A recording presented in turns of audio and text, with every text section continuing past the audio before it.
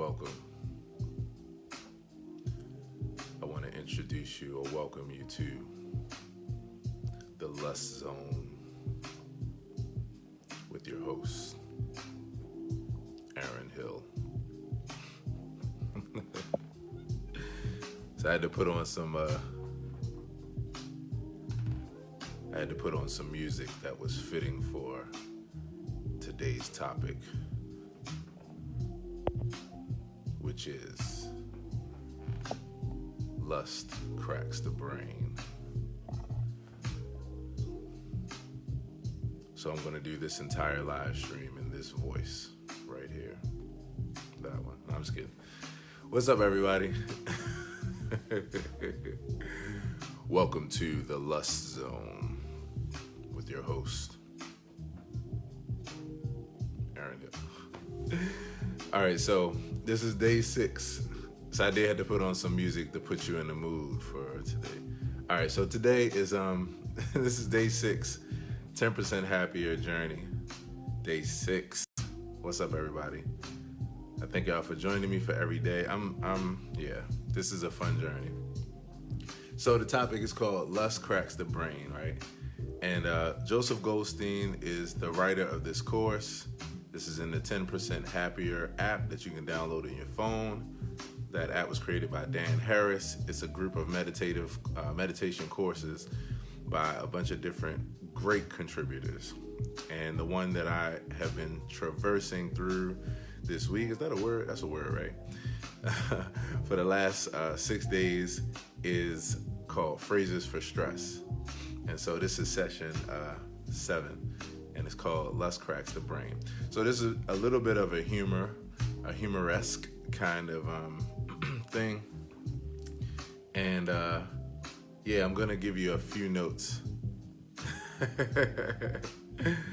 Ali said, sound like Luke Barry from Alley from England. Wow. You gotta put me down what that is. That's the first time I heard that, Ali. Thanks for joining me, by the way, everybody. Good morning to you. Okay, so this is a little bit of a humoresque kind of thing, and I'm gonna give you a few of the notes that I took down, and we'll talk about it for a few minutes. So, Lust Cracks the Brain. Introducing a bit of humor about your thoughts is a tremendously valuable tool in practicing mindfulness. There's a way to step back and observe yourself, when you're having different thoughts. And I love talking about taboo subjects, by the way. So, this is going to be a fun topic. So introducing humor, when you're feeling what you're feeling, and just thinking about like how different things really pervade your mind, in a great way. Right, Barry White. I appreciate it, Ali. Thank you, Ali, for joining me. And thank you for giving me the Barry White comment. I'm trying my best over here, trying to take it lower and lower each time. So introducing humor is a good way to practice mindfulness. And as I just learned the other day, mindfulness is about acceptance and about working with yourself. It's a very therapeutic thing. And so that's what Joseph Goldstein was talking about with this. He said basically the context of the story was that he was listening to a talk from one of his esteemed teachers, and there was a translator. Apparently this particular teacher spoke in a language that was not common to the environment, so they had a translator. And he said he went on and on about desire, and different forms of desire. And the translator, after like 10 or 15 minutes, just only translated one thing, and that was lust cracks the brain. Everybody laughed, that kind of thing. So I'm a person where humor really speaks to, because I'm a fool, as you all see. And I love this as a tool. There's different tools that you can use to practice mindfulness. And, different ways for you to be able to get outside of like just the thoughts and emotions that you're subject to and that you're having, and be able to step back. I call it putting the wedge in the door, having room for another perspective, even while you're just like in the midst of whatever you're, working with. So let's talk about this often taboo subject. So I wrote this. There's absolutely nothing, all caps. I can't put all caps in my language, but nothing. Maybe There's absolutely nothing inherently wrong with lust or any other desire. The goal is to pay attention to which desires serve us and which entangle us. Balance is key. Now, for the purpose of this conversation, to keep it succinct, I'm not going to go into all the controversial topics as far as, different things that we lust after that could be unhealthy or are unhealthy for us. Like, I'm not going to go into that. I'm just talking about it as a general, right? Because it's a very natural and normal thing. In fact, my next note is lust is the foundational reason that you can read this statement. And that's on my notes when you see them on Facebook. If I restate it here, lust is the foundational reason that you can hear me say lust is the foundational reason. The only reason why you can even hear me say that is because you're a real person, and you're a real person because you're a human being that was born out of a product of lust, then for many of us, some of us, turning into love and us being born, others us being born out of just the pure infatuation of lust. So we got to stop making this topic so taboo, because it's very natural and normal. And it leads to the last note that I put here. And this is something I copied from another article, right? So as far as sex goes, which, by the way, lust is not just related to sex, of course. I think we're all adult enough to know that, or mature, or educated enough. As far as sex goes, though, lust is actually the first stage of falling in love. It is driven by desire. The sex hormones an important role in this stage, which makes sense because if there's no desire, then how can there eventually be love? And that's the point, really, right? Nobody starts off where, even when they're attracted to someone, where that attraction is because they love them. No, you lust after them, like you really like what you see or what you experience. Lust is the fire, love is the fuel, and without one, the other doesn't last for long. Speaking of which, as something that I've, learned deeply about myself, as I've grown to understand my sexual nature and my just nature as a man even more, that, lust is extremely important in a relationship. It's a driving factor. And of course you need more than just love. So, without how the Love and Marriage theme song went, you can't have one without the other. So, first stage, right? And like I said, this whole topic was about making a humorous kind of thing out of it. The point was that any desires, that are natural, that we have, and it's a natural part of life for them to be like pretty strong, in our minds.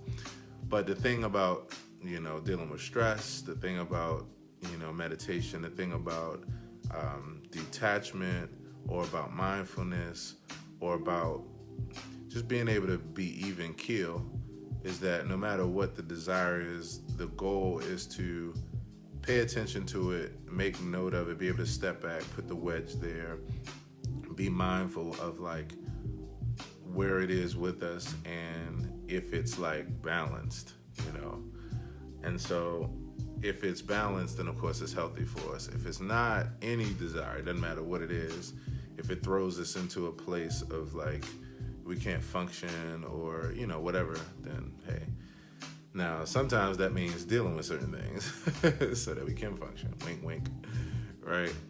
I laughed at myself the other day about this same kind of thing, in that way. But I was just like, wow, but it's literally the driving force, it's the driving force of humanity, especially when it comes to reproduction and all that kind of stuff, and beyond that, like just the topic of expression, just expression and being able to express yourself in various ways is super healthy. Gotta get the energy out. There's more than one way to get it out too. So of course, I realized something about my life, being a secular humanist, being an atheist, being a polyamorous man. So my thoughts, are those that are definitely that definitely push the envelope of the tradition of the convention, and I love it. Speaking of which, this is something I'll be talking about more in upcoming talks, so I'll introduce it now. The concept of polyamory or being polyamorous, right? And me being a polyamorous man. So for many people that don't know, I'll just do a quick definition, like real quick, right? And I like to never assume that people know anything, because I realize that, if you want to inform or educate, then you have to express and start from a place of covering all bases so that you don't assume, and then everybody's in the know. So what is polyamory? And this whole talk, I'm going to keep it at the topic, but just to introduce this, polyamory is the practice of or desire for intimate relationships with more than one partner with the consent of all partners involved. It has been described as consensual, ethical, and responsible non-monogamy. This is something I've always known about myself, but I never actually knew that there was a title for it and that kind of thing. And when I think about myself and what invigorates me as a man, it really is sharing love, deeply. And of course, there's different ways of doing that. So you have platonic, you have neutral kind of loves and that kind of thing. But for me personally, expressing deep, intimate love, is something that really is a driving force in my life. It allows me to be totally on fire. I believe it's a part of my legacy, even deeply. And so, yeah, that's what polyamory is. And then, again, I'm going to do a whole other, I'll probably have series. This will probably be a part of my content eventually, just because of the fact that it is such a, I guess you could say, new topic for many people, and definitely taboo. And I love walking the taboo line. That's one of the things. So, so I'm going to tell y'all something, this just kind of dawned in my mind. So here's something funny that I'm going to unveil to y'all now. So one of the things that I want to do eventually, and I know y'all going to trip over this, I want to actually do erotica eventually, right? And here's the reason why. I'm actually in a place where I have no shame, no embarrassment about anything, definitely no taboo, issues with me as far as any subjects. And I really think that authenticity is one of the most powerful tools on earth, right? Now, I know myself as a very positive person, a very positive and optimistic person. So I believe that I have the power in every expression to be able to teach. And that's even in pushing the envelopes, even sexual expressions. So yeah, I know it might be wild to say, but I love it. I love the thought of it, because I want to the goal of my life is with everything that I have, I want to challenge almost every taboo idea and concept that I grew up with, right? Or that is a part of my demographic, in the African American community, or just here. I want to be an envelope pusher, right? So yeah, one day. And the thing about it is, the thing I'm excited about this concept, and for those that just came in, I'll announce it again, or at least, and this isn't the topic of this whole thing, so, but go back and listen to the top if you just joined. But what I was saying was that one of the things that I want to actually do one day is get into erotica. And what I want to do is push the envelope to where I can show people, I can break the taboos and the trends, and show people that when it comes to pornography, or when it comes to erotica and all that stuff, that we have one taboo perception of it. But to be able to teach, for us to be able to, as humanity, teach ourselves, thanks James, to be able to teach ourselves about okay, here's a way to say it. Almost every topic that's taboo has actually hurt us more than help us. The fact that we shy things, we hush about things, as opposed to fully like bringing it to the table, exploring, educating, learning, growing, being open to things. So anything that is taboo winds up hurting us in the long run, because as we all know, the more you avoid something, and especially when it's a normal part of life, the more the less educated we are and the less informed we are about it, which allows us to just deal with it in very unrealistic or unhealthy or ways, or either just not know about it. Like, it literally decreases our quality of life. Every subject that is taboo, like, it decreases our quality of life. So the goal for me, and what I'll do with what I'm doing and what I'll continue to do in my life, is to push the envelope in different areas.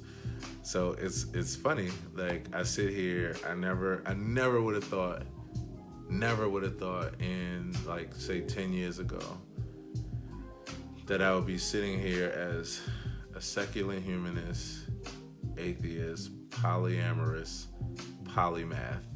Polymath, for those that don't know, is a person that is really well-versed in a bunch of different areas. I've always been a seeker of, like, education and, like, deep ways. And so it's fun for me. And now, like, accepting the fact that, or realizing that it's, first of all, that there's a name for it. Second of all, that it's really what I have been building my brand around, and that I'll continue to go forward with that. So my brand, as you all experience it on YouTube, as you experience it in my videos, as you experience it on Instagram, Facebook, like whatever the social media platform of that day is, and as you get into my journey. If you aren't on my email list too, by the way, please join my email list, because I love being able to post on social media. But the thing I like about email is that people are getting back to, and I want to see if you all can drop a line here if this applies to you. People are getting back to taking their emails back and getting rid of all of the spam and all of the junk mail and other just crazy shit that's in our emails that we got ourselves into from accepting, like, a whole bunch of offers and just all kinds of stuff. Like, where you go to your email and you got 1,200 unread email messages, and it's only been 24 hours, right? People are finally, like, taking back their emails because social media, people are needing a break from social media in many different ways because it's saturated with a bunch of stuff they don't want to experience. So, what that means is that you all are protecting your emails again and only looking at things that you want to really, partake in or you're interested in.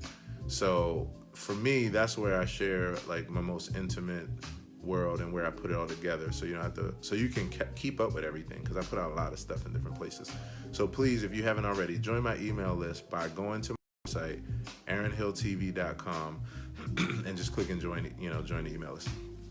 But polymath, a bunch of different subjects. I now fully own it. I have always owned it, but now I own it to another level, because I realized that it's actually a field all into itself. And you couldn't tell me that all those labels I just went through would be my life today. But I so accept myself, and I'm so happy about it, because all I want to do is to be a positive influence and to be unique in that way by having, like, a completely different life from many people, as far as perspective or as far as, character is fun for me. I'm going to be undeniably positive and a positive influence. So anyway, I feel like I'm rambling at this point. That is the topic of today, and I enjoyed the meditation on this. Lust cracks the brain. It's a humorous thought for when you have any ideas that, like, are pervading and you need to just step back and just have a laugh about it. There you go. So day 6. Thank y'all so much for joining me. And I guess shortly, I'll probably do it maybe right after this. Join me for a word a day. I was saying that in 365 days of doing this a word a day thing, I'm going to completely go on a sabbatical and just travel the world as, like, a professional traveling Scrabble playing monk. who only thanks James, who only wears monk outfits, the brown monk outfits. Like that's my whole wardrobe, and I only put on the hood on the monk outfit when it's time to play Scrabble. So I'll probably do a parody of that one day, like a funny ass video, just like for that thought. But yeah, in 1 year of doing a word a day, yeah, I can only imagine where my vocabulary and where my education level is going to be. So join me for that. Let's get smart together. I'll see you on the feud. Take care, and thanks so much for joining me. Be well.